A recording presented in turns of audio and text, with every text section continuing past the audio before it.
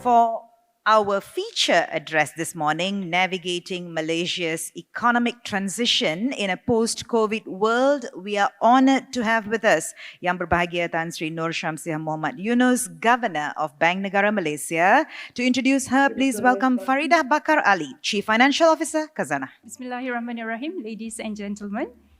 KMF2022 is exploring tradition versus innovation in how we are dealing with challenges and achieving quality development.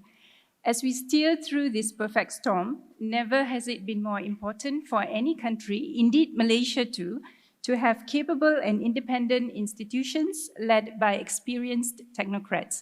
Our next speaker certainly is one.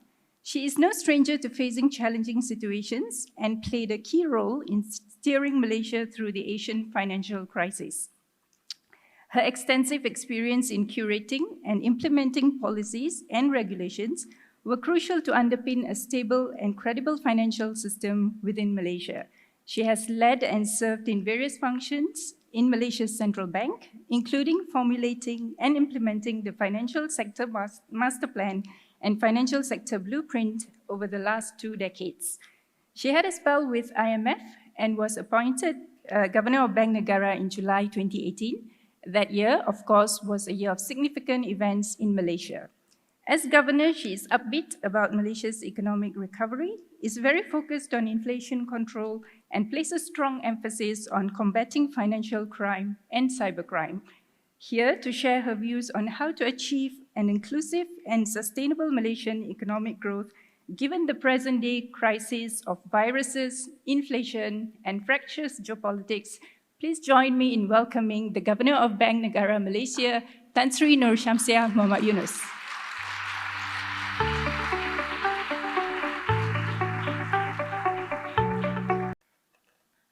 Bismillahirrahmanirrahim. A very good afternoon to all of you.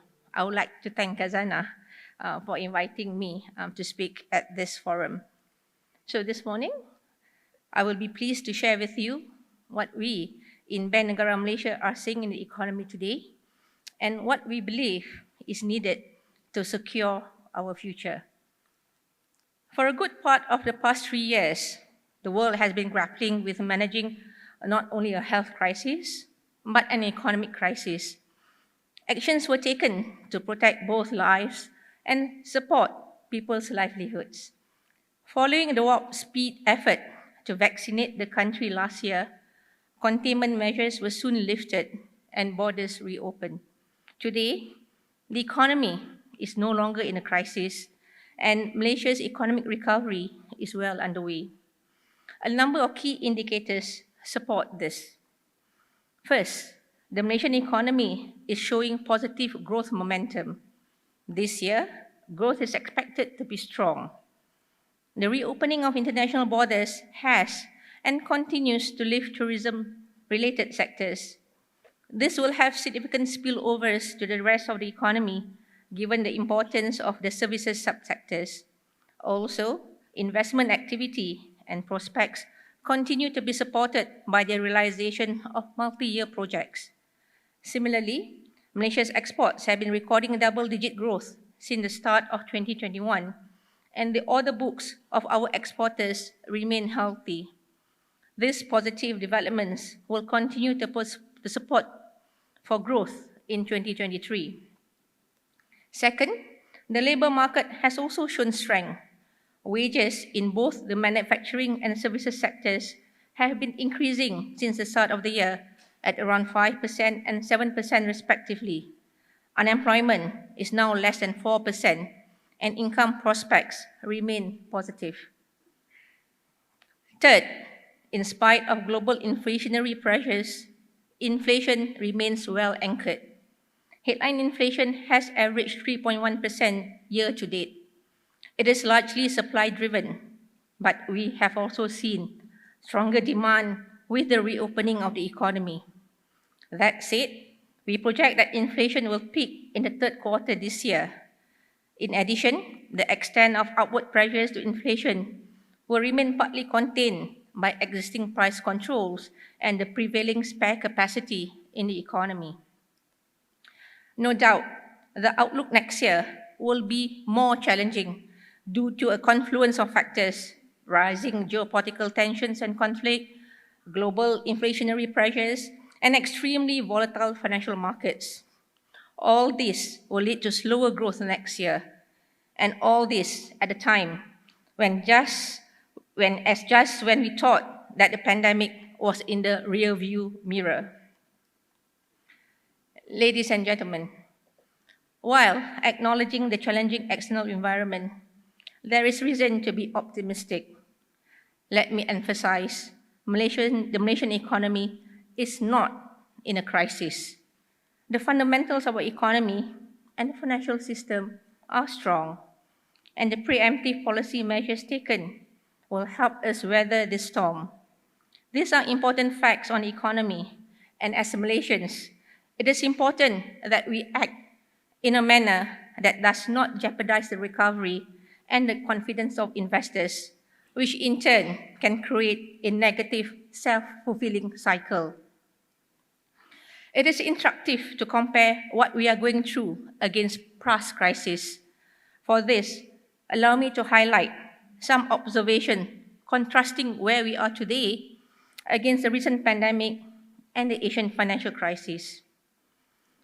On growth, compared to the strong positive momentum we have now, our economy contracted by 7.4% in 1998 and 5.5% in 2020. On unemployment, the labor market is now healthy. Unemployment jumped from 2.4% in 1997 to 3.2% in 1998, and from 3.3% in 2019 to as high as 5.3% in May 2020. Now, it has dropped to 3.7%. In addition, strong job prospects are encouraging more people to seek employment, resulting in a labor participation rate already surpassing the pre-pandemic level. On the banking sector, having well-capitalized financial institutions has ensured financial intermediation continues uninterrupted. Financial institutions also continue to play a key role as an automatic stabilizer in financial markets. In particular, the banking system has low and well-managed exposures to foreign liabilities. In contrast, the depreciation of the ringgit in 1998 by around 47% amplified pre-existing balance sheet weaknesses in the banking sector, given significant foreign currency liabilities necessitating this restructuring and consolidation of banks. On the structure of the economy, today we have a more diversified economy. We have diverse sources of growth, with both domestic demand and exports being important. Additionally, we have diversified export markets and products that we produce. This helps us cushion the impact of shocks to the economy. Our financial system is also more diversified with the development of our capital market. From financing being predominantly bank-based back in the 1990s, we see higher market-based financing of economic activities from the capital markets today.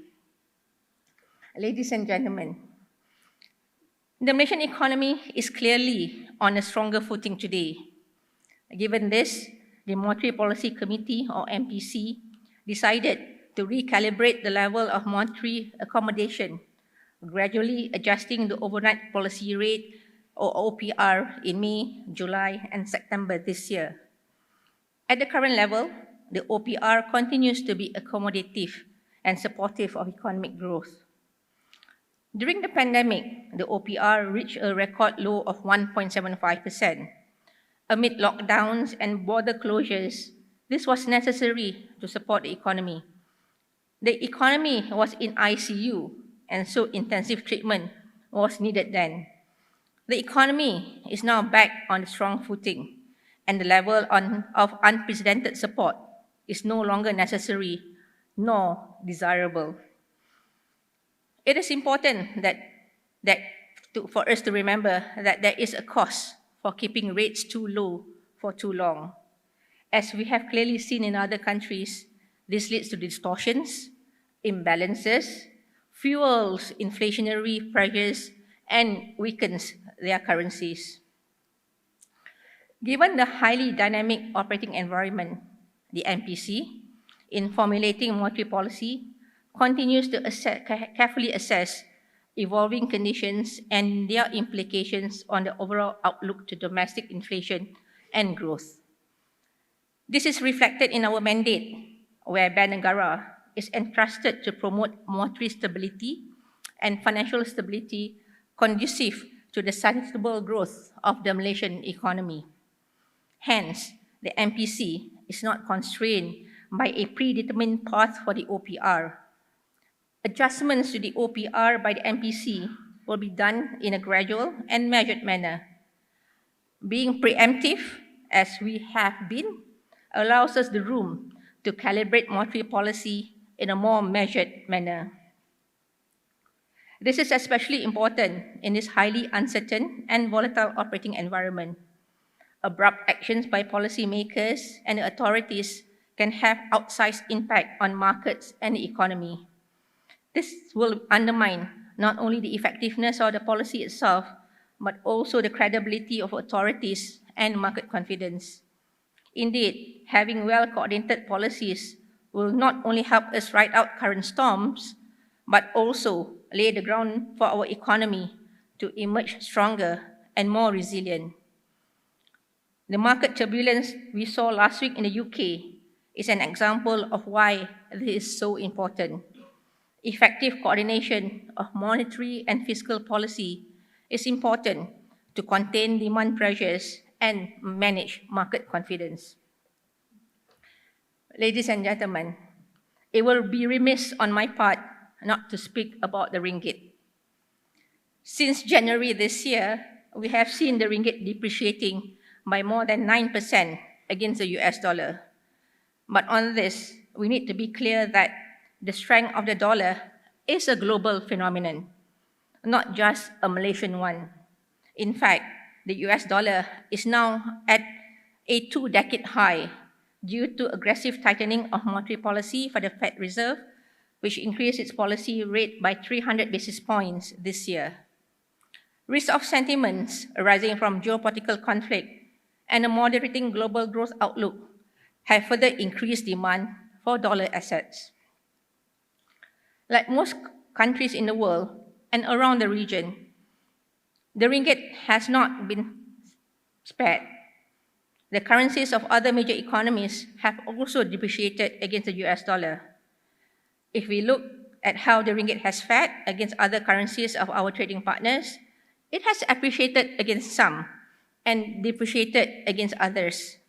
In fact, the performance of the ringgit, if weighed against the currencies of Malaysia's trading partners, have been relatively stable.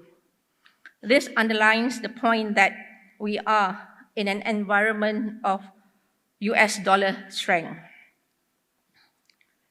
It is also important to emphasize that ringgit's performance against the US dollar alone is not a reflection of the state of the economy. The exchange rate is only one indicator among many. Like I said at the start, it is important to consider the strength and positive performance of the Malaysian economy. Growth is robust, the labor market is healthy, and the financial system is resilient and continues to perform its role effectively. Further, Malaysia has a strong external position with more foreign currency assets than foreign currency liabilities. Foreign currency borrowings only account for less than 3% of the total federal government debt. I also need to stress that a flexible exchange rate continues to be relevant as it allows the country to absorb external shocks. It also allows the MPC to set a policy rate based on Malaysia's domestic growth and inflation outlook, rather than be constrained in having to follow the monetary policy of other advanced economies. Now, we know that exchange rate movements create winners and losers. No doubt, the dollar strength will raise the cost of imported goods, including food prices. Imported inputs account for less than 20% of production costs. We understand that the increase in prices especially in food prices, are a concern for many.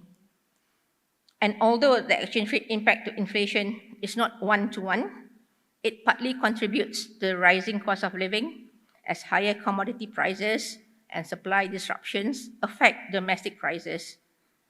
Various measures are being implemented to lessen the impact of this increase in prices.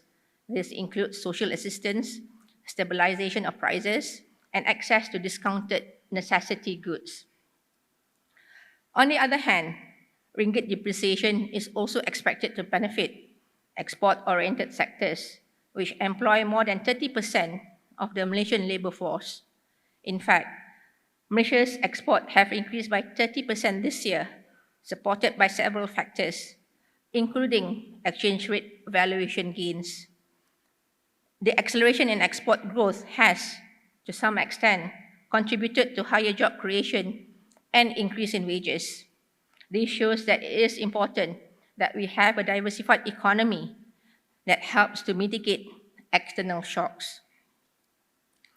It is also important that we preserve orderly financial market conditions. This means avoiding large swings in the exchange rate so as not to disrupt economic activities. This will enable the exchange rate to serve as a shock absorber, not a shock amplifier to the domestic economy. While Bank Negara does not target any level of exchange rate, we will closely monitor and assure orderly market conditions. On this, I should highlight that even with heightened volatility in global financial markets, daily onshore FX transaction volume and bond market activity remain healthy.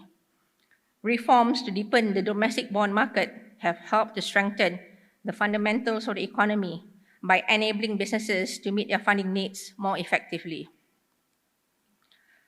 While the current depreciation of ringgit is due to the strength of the US dollar, corporate Malaysia can help in maintaining orderly market conditions by taking actions which do not exacerbate the situation. Bank Negara Malaysia will ensure that our onshore foreign exchange market remains liquid, so businesses can be assured that all their foreign currency needs can be efficiently fulfilled. So there is no need to hoard or front-load US dollar purchases. Corporates and domestic financial institutions should also be prudent in managing their balance sheets. This includes to avoid creating new vulnerabilities, especially from foreign currency debt and financial imbalances, as well as hedging their risk appropriately. Businesses and investors that benefit from a ringgit depreciation should also take advantage of the weaker ringgit. For example, for those in tourism and exports, to increase production and capitalize on this opportunity, and for those with a global presence, to reinvest back home. On a broader note, as an open economy, the policy priority for Malaysia is to sustain economic growth within an environment of price stability and to further strengthen economic fundamentals through necessary reforms. This will provide more enduring support for the ringgit rather than resorting to capital controls or repegging, as some has suggested, which would create more harm to the economy. Ladies and gentlemen, this brings me to the second half of my speech today, where I will touch on how Malaysia can secure a more sustainable and prosperous future in the face of future challenges and uncertainties. Malaysia has gone through challenging periods in the past, and history has shown that we can rise to the occasion when we need to. Let us rewind back some story. Less than 50 years ago, Malaysia was primarily an agriculture and commodities-based economy. Think of tin and rubber. When commodity prices for tin and rubber slumped in the early 1970s, our economy was badly affected. Unemployment skyrocketed to close to double digits. Malaysia then embarked on policies to transform the economy towards becoming manufacturing-based. Government agencies courted global firms to set up shop in Malaysia. This 1972 photograph from Penang speaks volume of those days and how far we have come since then. A night of heavy rain meant that cars would get stuck in the mud. The car you see in this picture belonged to Andy Grove, the CEO of Intel back then.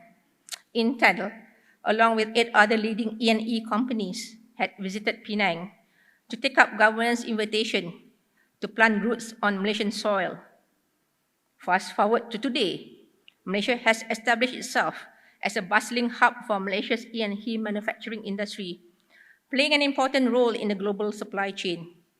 The policies and reforms from those years ago proved far-sighted and well-sequenced, leaving Malaysia transformed for the better. This is what we need to do again in the aftermath of the pandemic, to put in place reforms that reimagine and completely transform the economy. The ability to rise above challenges also enabled us to quickly bounce back from the COVID-19 pandemic. In large part, this was a testament of the strength, resilience, and agility of the Malaysian economy. Where we are today is not by luck or by accident. And so, as we look towards the challenges ahead, we must continue to build on and fortify the strong foundation of the economy, and once again, transform our economy as we did in the past. This time, from an economic model based on cost minimization, that is a low-cost model, to premium maximization. We need to aspire to become an innovation-based economy. And what do I mean by being an innovation-based economy? First, the most critical raw materials of the economy are ideas instead of natural resources or capital. Second, products are of mass customization and high complexity instead of mass production. Third, organizations are characterized by entrepreneurs, startups, and collaborative networks. Fourth, business competitiveness is not dependent on incentives, subsidies, or cheap labor, but defined by world-class talent, strong institutions, and good governance. Finally, market forces work through creative destruction to respond efficiently to the changing needs of the economy and society. We cannot protect every job, business, and industry, but social safety nets can protect the most vulnerable and help all segments transition to new opportunities. To some extent, the work has already started. The government has laid down the key strategies with our national policy documents, such as the 12 Malaysian Plan and the National Policy on Industry 4.0. However, the success of these plans and aspirations requires strong policy coordination to ensure success. This is important given our need to invest to strengthen economic complexity and leverage on our strength as a resource-rich country. Now, the challenge is to turn these plans and blueprints into action and results. For us to elevate our fundamentals as an innovation economy, we need to press on with reforms to strengthen the foundations of ideas, quality investments, talent, and market dynamism to ensure efficient allocation of resources. As we face new and emerging challenges, we must embrace new opportunities that are available. One such opportunity is the move to a low-carbon and greener economy. Besides producing green products such as solar panels, our own rich biodiversity plays a critical role in the global shift towards sustainability. The key, however, is not to monetize our natural assets quickly, either as commodities or green assets or credits to other countries.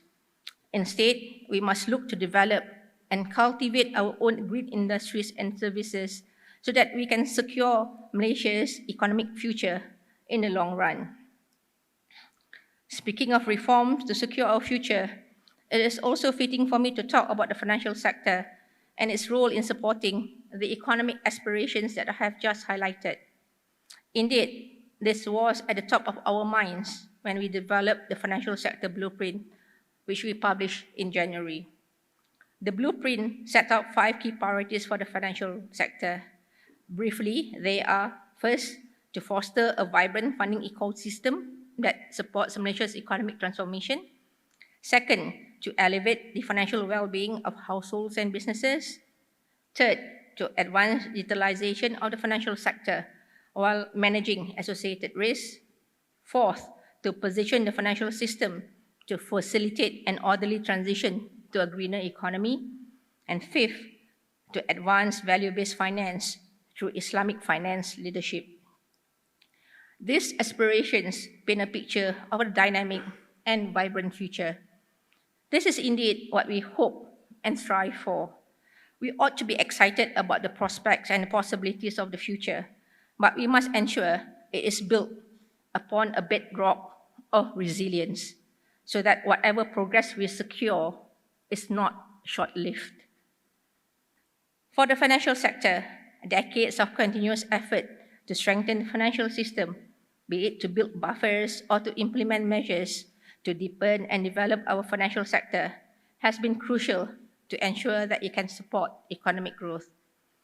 In the aftermath of the Asian financial crisis, the comprehensive reforms of the banking sector resulted in a more robust and well-managed institutions. This in turn supported a more resilient banking sector and enabled banks to achieve greater scale to serve the broadening needs of a diversifying economy and expansion in the region. We also advanced strategies to deepen our bond markets to be a stable and alternative source of funding for the economy. I can remember how tough it was to push those reforms through and to get them done. But those efforts meant that when the GFC happened, Malaysia's financial sector was in a strong position to withstand the shock. More recently, during the pandemic, Malaysia's financial sector continued to serve as a source of strength, with banks and insurers stepping in to offer important relief to households and businesses. This in turn cushioned the economic shock from lockdowns. Earlier, multi-year reforms to digital financial infrastructures, especially on e-payments, also proved to be useful. Consumers and businesses could transition to low-touch demands with greater ease. In fulfilling the aspirations set out in the blueprint, all these experiences will continue to be relevant as the financial sector plays its part to secure the future of Malaysia. Let me conclude. The future ahead will be challenging, highly uncertain, and unpredictable. However, we are not in a crisis.